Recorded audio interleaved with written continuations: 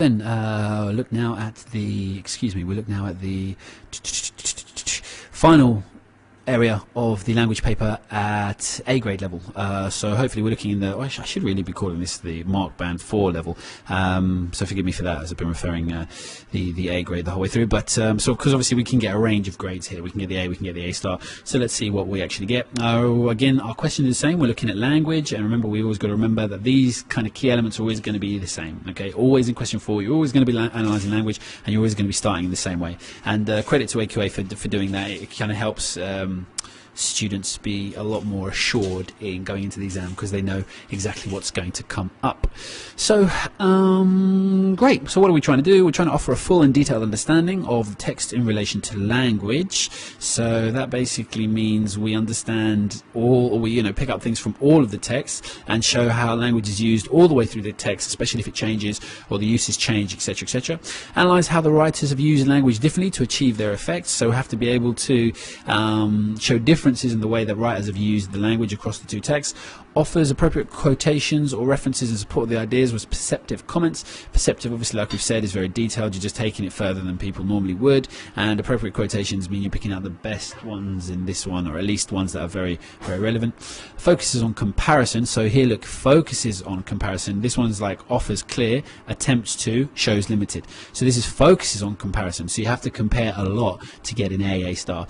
And in the C grade one, if you did watch that, you'll see that we did the classic idea of talk about one, then talk about the other and say how it's similar or different. This one should really be trying to, as I said, I wrote these a few days ago, and then I thought I'd come back to them with fresh eyes, so I can be a bit more critical about it. So hopefully this one will tennis along. I hope that's what I've done, otherwise I'm going to shoot myself in the foot here. So yeah, focus on comparison and cross-reference in between the text. So I'm going to be picking things out from text several times. So let's see where I get to and what grade this might come up as. Source 2 and 3 use language for Source 2 and 3 use language for very different reasons and have very different tones, even though they sometimes employ the same styles of writing. That's a fair enough introduction. The first piece is a humorous and uplifting recount of a man's unique journey across the English Channel in a balloon-based vehicle, while the second is a tense and fraught retelling of a terrible episode at sea. Okay, absolutely no marks for that because it's not answering the question, but what it does do, because remember this is an essay now, is it kind of sets me up. The examiner knows exactly what I'm going to get. We don't need to go into a whole load of detail, but in there, I've actually talked about the styles of writing, etc., and touched upon what I think overall is going to come. So in your introduction, remember, you're not going to try it, especially if you do one for this. You're not going to get marks, but you are setting yourself up to write a clearer essay. So let's see how we go. And just before we go into the meat of the essay, actually, I'll see how long this is, and then see what we're looking at. So here we're looking at 530 words. So yeah, that's about a page and 3/4. So that might even be a little short for an A, really an A star one. Yeah, actually it might be, because I'll be looking more for about 2 pages. But anyway, let's see how we get on.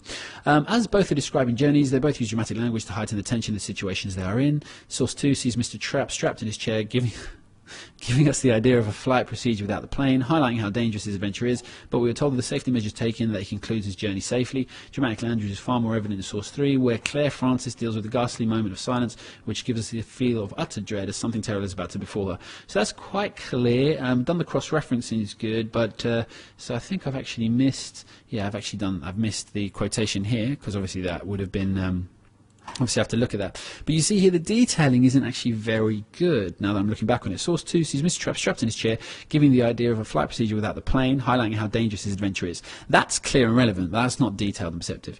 But we are told the safety measures are taken and that he concludes his journey safely. So they are cross-referenced within my own text to actually support that. So that's fair enough. That's a little more perceptive, but that doesn't really answer the question.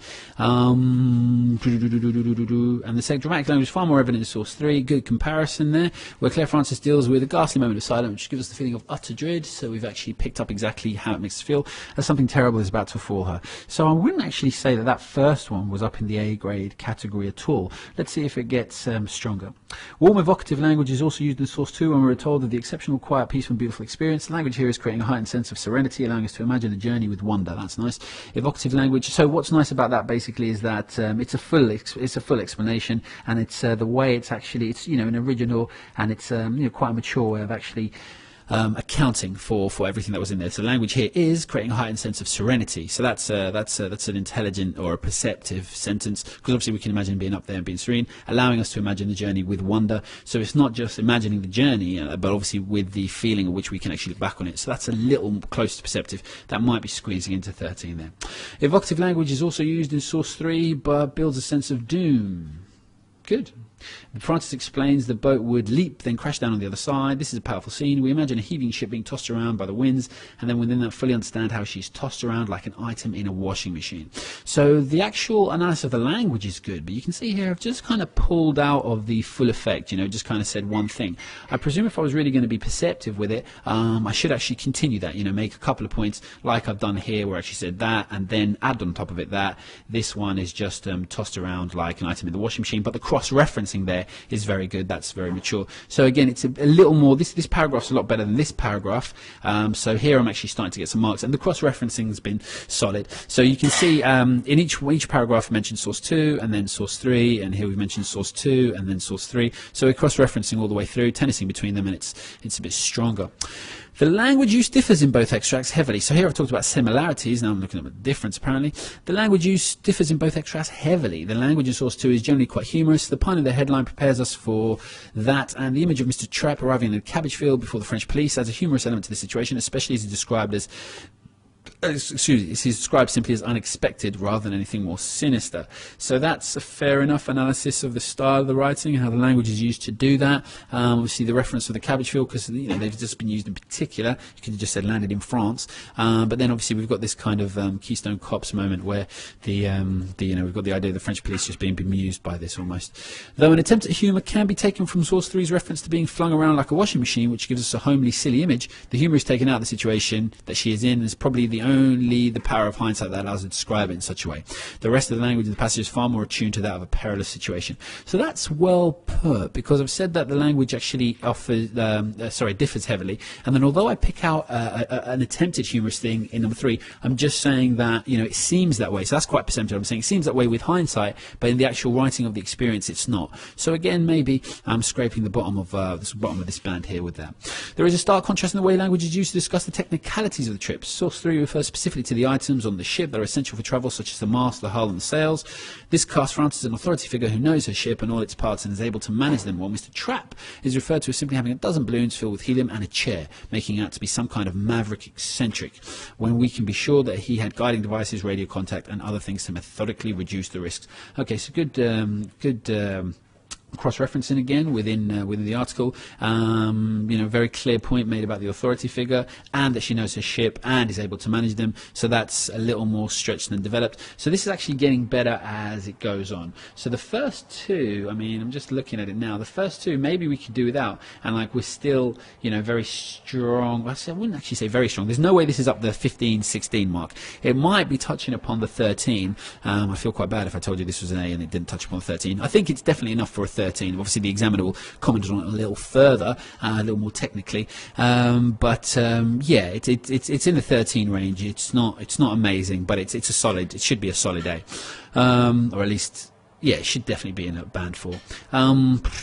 When we can be sure that he has guiding devices, radio contact, the effect here is to create a spontaneous and light-hearted piece to wonder at, while the technical reference in source 3 add more seriousness to the situation. So yeah, that's well summed up. It's the comparison. Let's have a look at it. So does it offer a full, detailed understanding of the text in relation to your language? Well, let's see. So here we've got the idea that we're both describing journeys, the idea that they're both dramatic. We've got warm evocative language in 1, and we've got evocative language again in the second, and we've got the things picked out. We've got the idea of it being a powerful scene and cross-referencing. Yeah, so yeah, here there's lots of different parts of the sources that are actually pulled out and referenced, and there's different ideas coming through, where it was humorous, where it was where it was technical, where it was not technical, where it was dramatic, where it was evocative, and there's similarities and differences. So yeah, I would say that was as close to full as needs to be for getting this.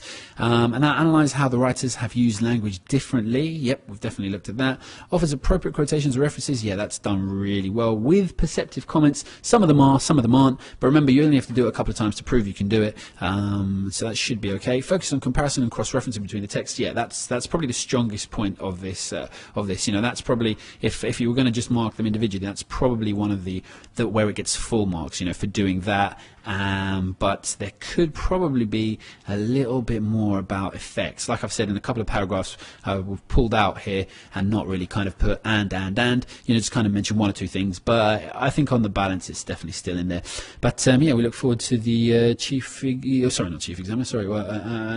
next examiner's comments on that, and head of English as well. So it will be really, really worth listening to, because the more experience people have in this, you know, I've been teaching 5-6 years, the other person's been teaching, you know, like 15-20 years. They're going to have seen a lot more, etc., etc. So they're going to be able to give you a lot more experience. So please, please, please do pay attention to them, because they'll probably be a lot more valuable than what I'm saying to you. So to sum up then, and actually look at how many marks this might have got, I think for the first one, yeah, definitely would have got a 7 out of 8. The second one, I think that was even, yeah, that would probably got a 7 out of 8. The third one was 8. The third one was you know, that's one where I went a little over if you watched the third answer, so that would have got 8 out of 8. And this one, let's say it's 13, so 13 plus 8 would give us 21, plus 14 would give us 35. So 35 doubled, we'd be looking at 70. So that would be a star if I did just as well in the writing. So anything I'm doing here, I'm actually presuming I'm doing as well in the writing. So yeah, that should be sound A great advice. We'll get the ones from AQA as well and do them as well. And what I'm going to do in the next series of videos is show you a comparison of an A and a C, so you can see what the difference was, you know, side by side, and it will save you comparing it any other way. Hope that was useful.